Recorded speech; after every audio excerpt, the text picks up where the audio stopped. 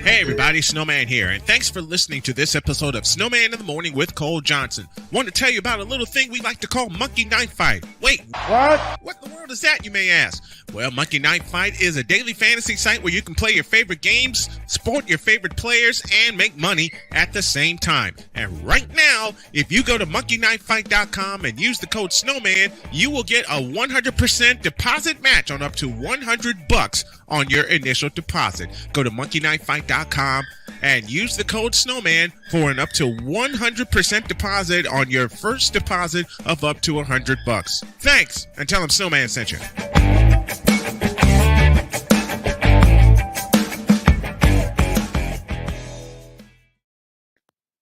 Cause we take this job so serious. What in the all types of blue hell? This is Snowman in the Morning with Cole Johnson.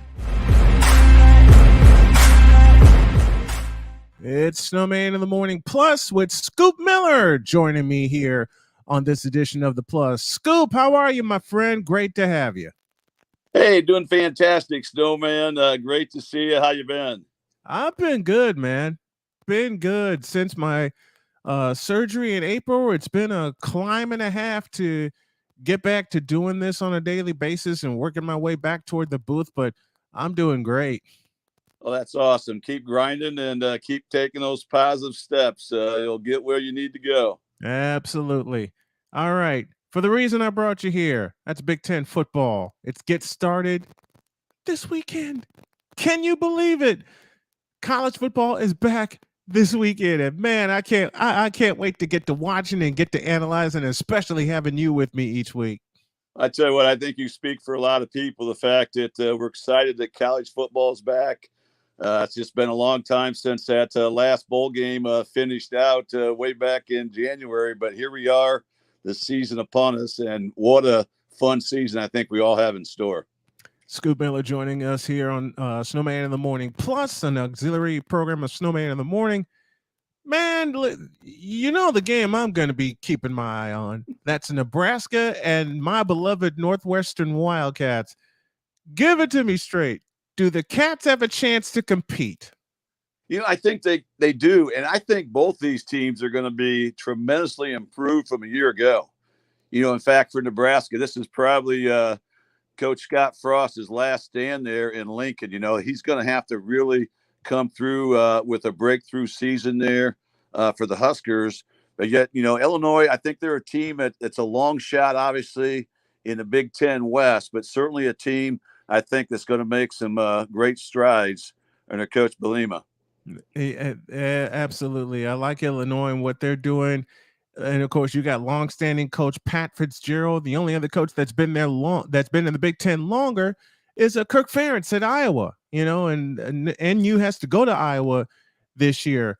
But it's Nebraska, it's Northwestern. You know, it's a game I'm going to keep my eye on.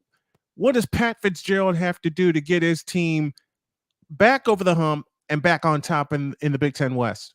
Well, you know, Pat Fitzgerald, you know, what a great job he's done there at Northwestern. You know, last year I know was disappointing, but he's a guy that somehow has an act for doing more with less. You know, they're always going to have the challenges there in Evanston as far as, you know, recruiting wise with their tough academic standards. So they have kind of an uphill battle, but, you know, it's been amazing what they've done at Northwestern under Pat Fitzgerald there. But I think for them, you know, last year they just were very inconsistent moving the football. They were plagued by turnovers. You know, those are areas I think they need to clean up. But, you know, if you know anything about, you know, Northwestern, you know, they tend to find ways to grind things out. And I think they'll kind of get back on track after a disappointing 3-9 season. I think they were just 1-8 in the Big Ten last year as well. Mm-hmm. 2018, 2020 Big Ten West champions, and they clinched the 2018 Big Ten West with a win, oddly enough, at Kinnick Stadium in a grind-out 14-10 victory, a game I listened to from start to finish with my good buddy Dave Ennett, the longtime voice of the Northwestern Wildcats. But, you know, it's always fun to think of what NU can do, especially after coming off, as you said, a very disappointing 3-9 season. I think they have a couple of surprises up their sleeve.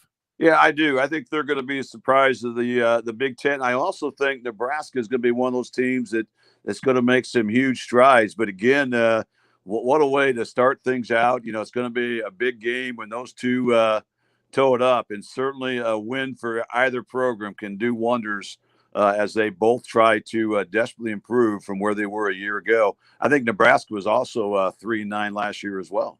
Yeah, they were 3-9 last year, and they own a win over Northwestern. That came in Lincoln.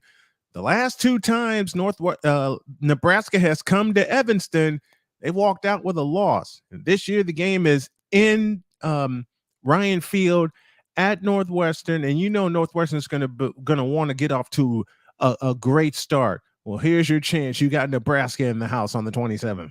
Yeah, I love that, especially early season where really there's so much on the line, even though it's an early season ball game. I think both programs, both head coaches understand the importance of that game. They certainly have both their teams ready. Yeah, they have to have both their teams ready. All right. The consensus has come out. The class of the Big Ten is Ohio State. They got Ohio State picked second in the national poll. How good will Ohio State be this year? I think they're going to be loaded once again. Just no way getting around it. I think they have the best talent in the Big Ten. Ryan Day, he walked into a great situation 4 years ago there in Columbus, but he's done his part to keep the Buckeyes near the top. Last year they stubbed their toe there against Michigan. I look for them to bounce back there. But they had a 12-2 season. A lot of coaches would take that in a hurry. But, think about Ohio State, their offense last year led the nation. I think they scored, nearly 46 points a ball game. Their defense had issues in those two losses, against Oregon early on, against Michigan. They gave up 77 points. Yep. In those two games. They also gave up 45 points in the Rose Bowl to Utah. But they did come from behind to pull that game out. But the Buckeyes also brought in Jim Knowles, who led Oklahoma State defense, who was one of the best in the nation. They brought him in as a defensive coordinator. So they're serious about taking that next step, getting back to the national title game. And I think they've got the talent that's going to give them a very strong possibility of just doing that. The other thing about Ohio State, in those two losses against Oregon, against Michigan, they gave up a ton of rushing yards, and you just don't see that often. With an Ohio State team, especially lately. Yeah, you're exactly right. And you hit the nail on the head there, Snowman. The fact that Michigan just seemed to run the ball at will, and Oregon did the same thing. Those guys were not only moving the football, down the field each and every time, but they were also finishing off drives. And, that's just something that's kind of out of character for Ohio State to really kind of get their lunch handed to them, where they really have, they win their games in the trenches. Obviously, they have skilled players. When you have the offense and the guys that have some of those skill spots, C.J. Stroud, Travion Henderson, Jackson Smith. I mean, those guys get a lot of attention, but make no mistake about it, those guys are usually superior to trenches, and that's why their record has just been so incredible over the last several decades. And that's the biggest key. I'll say it again, you rarely see Ohio State get their lunch handed to them on the ground. And what gave me a clue that Ohio State would have trouble stopping the run, they had a 3rd and 1 against Oregon with a chance to stop them and get the ball back and stay in the game. And then C.J. Verdell ripped off that 77-yard touchdown run. And it was kind of a theme for Ohio State in big games, giving up big yards either on the ground or through the air. But that run by C.J. Verdell kind of gave you a clue on where the deficiency was for Ohio State. I think you're right. I think they got exposed several times. They had a few holes in that defense. A lot of teams don't really have the talent to expose that, but a few of them did. And and they know that. They know they're not going to win games giving up 40 points a game. They're going to have to get that number down to about in the teens somewhere if they want to compete for a national championship, which was always the goal there in Columbus. It really is. Scoop Miller joining us talking Big Ten football. Let's look at Michigan. They beat Ohio State. They finally get to the college football playoff, first time since Jim Harbaugh's been at the helm. But it's still, I think it's still, there's still a dark cloud over Michigan because you brought Harbaugh in to win multiple titles and win multiple national championships. And in a sentence, last year notwithstanding, Harbaugh hasn't gotten it done.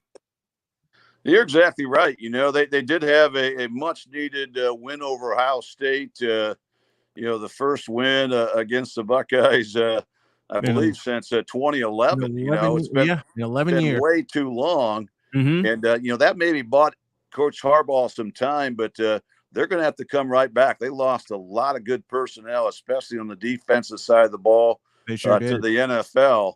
So they've got some holes to fill. But, you know how they love their football in Michigan, but they also have really had, you know, things taken to them there behind the woodshed by Ohio State for a long time. Yep. So they have to prove that last year was not a fluke. They have to come back and find a way to not only compete for that Big Ten title, but get themselves in the national picture and give them credit. You know, last year they made it to the Final Four, but they absolutely just laid an egg there in their bowl game. So certainly that cannot sit well there for the Wolverines and Wolverine Nation. And it shouldn't sit well for the Wolverines, but it's my fear that they'll take a step back this year because you think, okay, we've reached our crescendo. We got to the college football playoff. But again, I'll remind you of something, and Mike Valenti said this so brilliantly a few years ago. You brought Harbaugh in to win multiple division titles and multiple national titles. You get to the college football playoff finally. Of course, Michigan State beat them to it. You finally get to the college football playoff and you have Georgia waiting on you. And you talk about being taken to the woodshed in front of a national audience and a world audience for those who stream the game, you know, on different apps. Boy, they did worse than lay an egg. The egg never came out before they got started. Oh, you're right. And that, you know, that 33 I think it was 33-8, whatever it was. That was not nearly as the game was not nearly as close as the score would indicate. They really just were dominated in every facet of that game. Were really, you know, never in it. So, you know, I think they had kind of that letdown. It was all about trying to beat Ohio State. They finally got it done. But as you mentioned, now can they do it again? Are they going to be content? Okay, we finally stopped the streak. We beat Michigan. But you know, Michigan always has a big target on their back, and you know, the only thing I think might save them, Snowman, the fact that I think their schedule early in the season tends to favor them a little bit. They don't have a real tough schedule, I think, early, so that kind of give them a chance to maybe to mold some new guys in to get some experience there because they've got some holes to fill, and they're going to have to find a way to get that defense playing. And their defense, let's face it, their defense is what won them a lot of games last year. Absolutely. But they certainly took a big hit to graduation and guys leaving for the NFL. Let's take a look at the Iowa Hawkeyes. They're the consensus to win the Big Ten West, but I will state this again, and I will state this unequivocally as I've done the last few years. The biggest hurdle for Iowa to clear will see them in Kinnick Stadium, and that's the Northwestern Wildcats. Yeah, and, you know, Kirk Ferentz in his 24 seasons, you know, not many guys can do what he's done over the course of time there. And last year, Snowman, I think everybody knows their defense was great. Yes. Their defense was awfully good, but their offense, I'll be frank, I thought their offense was terrible last year. You know, what saved them, their defense forced a lot of turnovers. That's what allowed the Hawkeyes to win 10 games last season.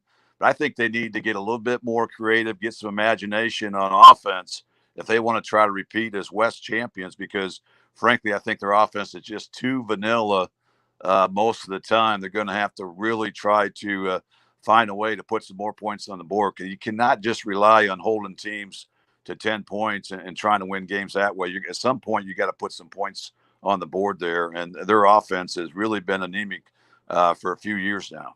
And in key games, I'll mention Penn State, I'll mention Michigan, the Big Ten championship. Their offense has been nothing but anemic. I mean, you only get 3 points against Michigan, a team that they should have beaten in the Big Ten championship in Indianapolis. And then I'll go back a couple of years.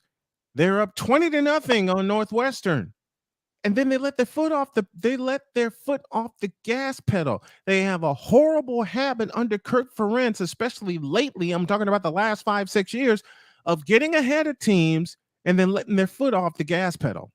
Yeah, and I think a lot of people were that. A lot of people really aren't in Coach Ferentz's corner, so to speak. The fact that they're going to say just because you've been there 24 years, that doesn't make you an Hall of Famer, But exactly. He has done some good things there. But last year, I think they got a couple of good running backs, Snowman, Gavin Williams, LaShawn Williams. I think those are good downhill running backs that should take some some pressure off that quarterback position. But they've just been very average there at quarterback, I think, for a long time. But they've had when you got to the running combination of Gavin Williams, LaShawn Williams, that's going to take some pressure off. They're not going to have a lot of negative plays. Those guys are downhill punishing runners. They're going to try to get, 4 or 5 yards of crack, which they're capable of doing. And that offensive line needs to open up some holes. And I'll say it again, the hurdle they have to clear is going to be, I believe, the Northwestern Wildcats. And Northwestern, every time NU under either Randy Walker or Pat Fitzgerald has gone to Iowa City, they've won the last 4 in Iowa City. And they got to go to Iowa, and they're going to Iowa City this year. And I believe when that game happens, the Big Ten West will hang in the balance. Yeah, it's hard to argue with that. And Northwestern, as you mentioned, they've played awfully well in Iowa City. So that's something they certainly have in their corner. They know they're capable of knocking the Hawkeyes off there in Iowa. And again, that's going to be monumental because let's face it, the Big Ten West is wide open. It is. I think that is so wide open. I've already talked about how I think Nebraska is going to be a team that might surprise some teams. Purdue, if they can learn how to play defense there in West Lafayette, they could be a dangerous team. And of course, Minnesota's coming off a 9-win season under PJ Fleck. So again, you throw Wisconsin in there, who has won 9 games last year as well. So it's going to be a meat grinder, and winning some of those key games early could go a long way to determine who's going to be that West champion. The early games give you confidence. The late games win you division and possibly Big Ten titles. So I'm I much love for Purdue and Wisconsin and everyone else in the Big Ten West. But when you look at the schedule this year, I go back to the game that's going to take place at Kinnick Stadium in Iowa City. It could come down to Iowa and NU for the Big Ten West title. Yeah, no doubt about it. Let's don't forget, we talk about Northwestern going 3-9 last year, but they have I think they've gone from either first or last the last 4 seasons. They can finish at the top of that West, as we all know. But again, I think Coach Fitzgerald is certainly one of the top coaches in the Big Ten. I think it's hard to argue that, what he's been able to get accomplished there. 14th year head coach Pat Fitzgerald leads the Cats into the Big Ten West battle, and we'll see what happens throughout the course of the season. Scoop Miller will join me each week to cover the Big Ten and all of its happenings. Thank you, my friend. I love you. I'm glad to have you back on the show. Let's do this all season long. Oh, I look forward to it, Snowman. Much love, and again, appreciate everything you do to promote the great sport of college football. Should be a fantastic season. Can't wait to get started. Can't wait to get started either. Thank you, Scoop. Hey, my pleasure. You can text the show at any time at 812-274-5307. And thanks to Scoop Miller for joining us. Join us on Patreon as well, patreon.com/SIT morning. That's Snowman in the Morning Plus, presented by Fanatics. Hey everybody, Snowman here. I have a way for you to support our humble little morning show and support your favorite team and or player at the same time. All you have to do is go to officialsitmorn.com/fanatics. That's right, officialsitmorn.com/fanatics. With the NFL on the way, as well as Major League Baseball heading into its playoff stage, you can support your favorite player and or team, and you can also support this morning show, as Fanatics is an affiliate sponsor of Snowman in the Morning with Cole Johnson. Just head on over to officialsitmorn.com/fanatics and you can support your favorite team and or player. Fanatics, where sports fans shop. And when you go there, tell them Snowman sent you. Thanks. 'Cause we take this job so serious. What in the all types of blue hell? This is Snowman in the Morning with Cole Johnson.